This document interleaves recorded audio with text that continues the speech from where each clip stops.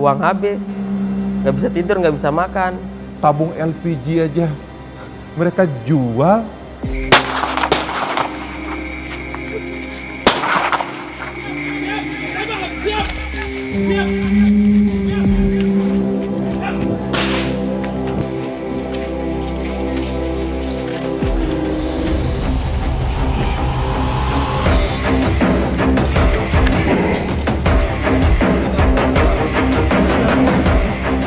Saya lakukan gitu loh, dan parahnya yang ironisnya lagi, saya tak peduli dengan hal seperti itu. Pendidikan saya abaikan, bahkan rumah tangga saya pun berantakan. Zat penghilang jiwa kemanusiaan, menjadikan kita sama seperti binatang.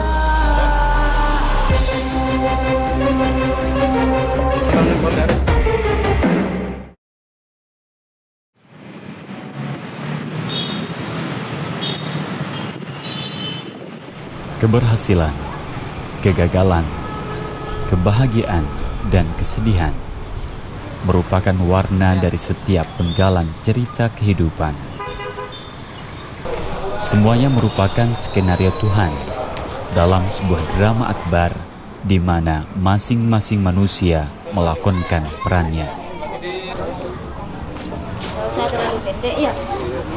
Iya, jangan sependek. Barang mahal ini bawa ini.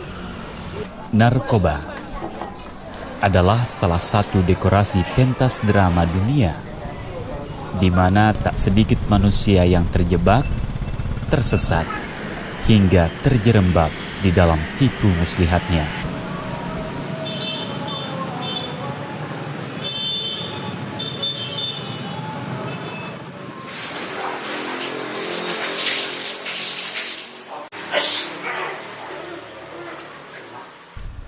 Kisah perjuangan seumur hidup yang pertama datang dari pria yang tinggal di salah satu sudut di Kabupaten Lombok Tengah.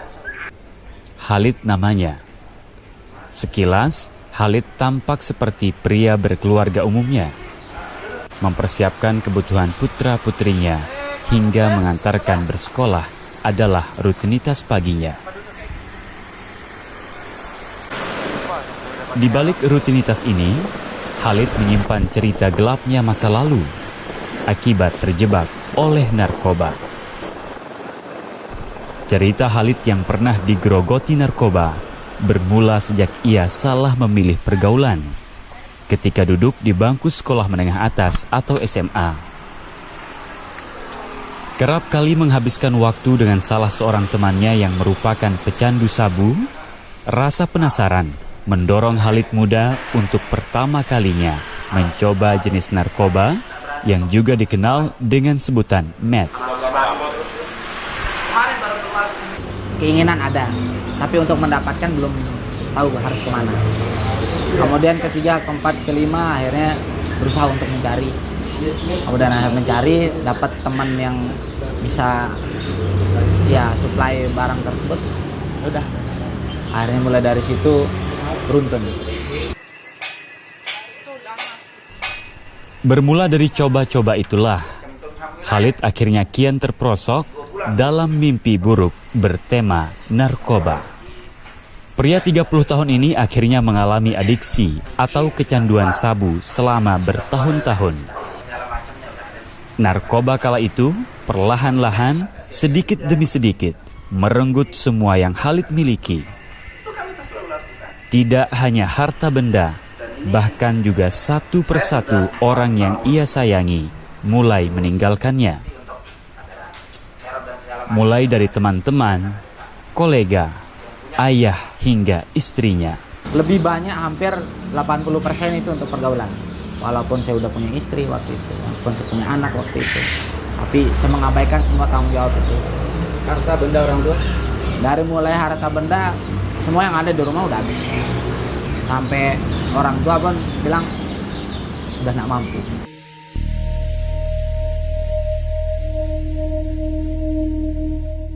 Hingga akhirnya pada tahun 2015, Khalid sampai pada titik di mana seharusnya setiap pecandu narkoba berhenti.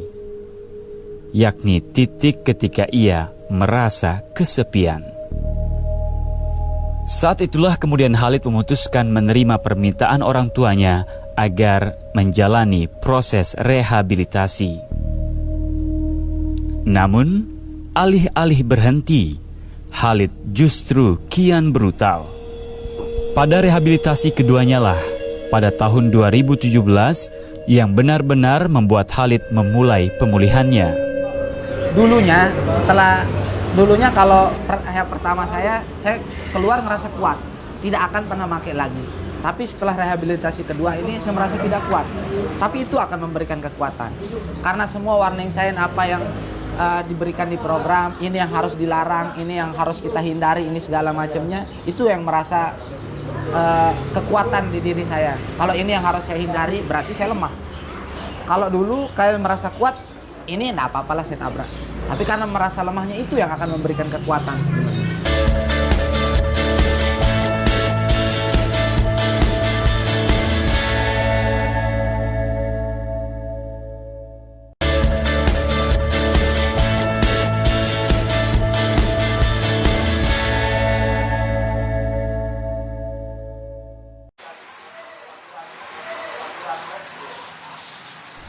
Hari ini, terhitung Khalid sudah bersih dari narkoba hampir 3 tahun lamanya. Ia tak lagi butuh sabu. Khalid yang sekarang setiap harinya disibukkan mengurus warung kopinya yang berada di Jalan Raya Puyung, Kabupaten Lombok Tengah.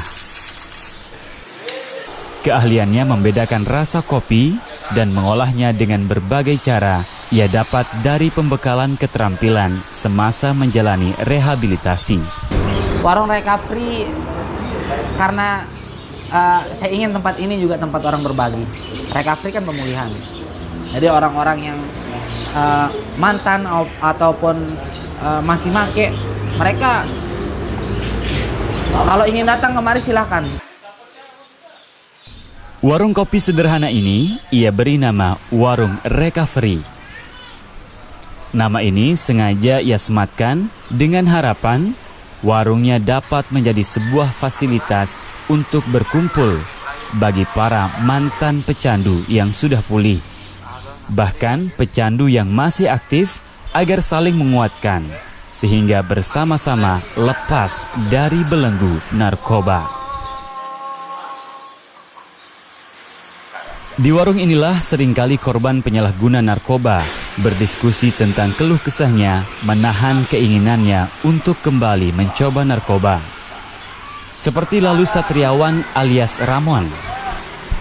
Ramon yang juga masih berkolega dengan Khalid, acap kali datang ke warung recovery untuk sekedar berdiskusi bersama, saling menguatkan satu sama lain.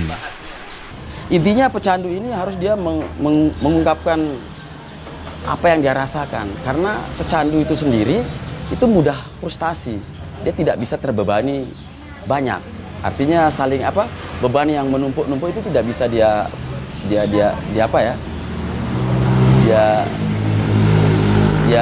bawa gitu. Dia makanya di komunitas kami ini ada namanya share feeling. Di sana kita mengeluarkan isi-isi hati, masalah-masalah yang terjadi, apa yang kita rasakan.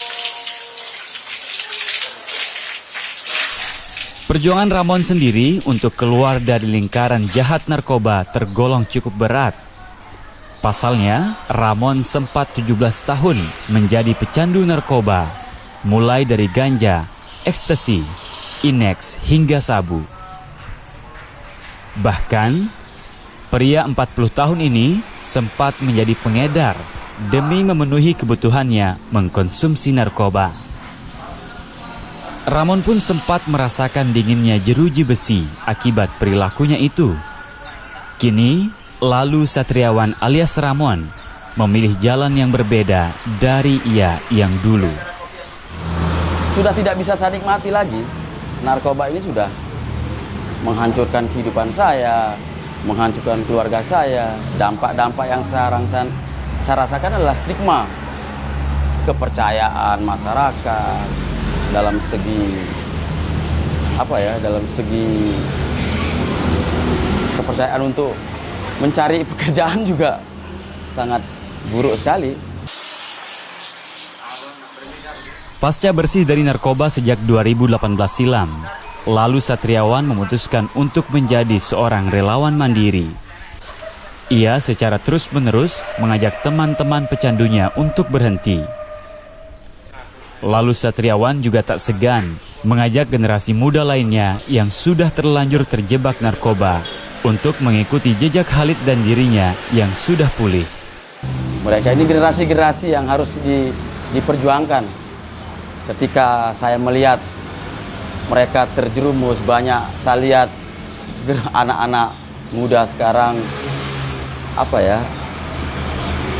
dalam lingkaran yang begitu dahsyat di narkoba ini, saya begitu sangat prihatin. Keberhasilan Khalid dan warung recovery-nya untuk mandiri dan bermanfaat bagi para korban penyalahguna narkoba membuat Badan Narkotika Nasional Nusa Tenggara Barat meyakini Khalid akan mampu menjadi tangan kanan BNN dalam misi menyelamatkan anak bangsa sekaligus memberangus para pengedar narkoba. Khalid menerima amanah BNN untuk menjadi agen pemulihan bagi para mantan pecandu narkoba.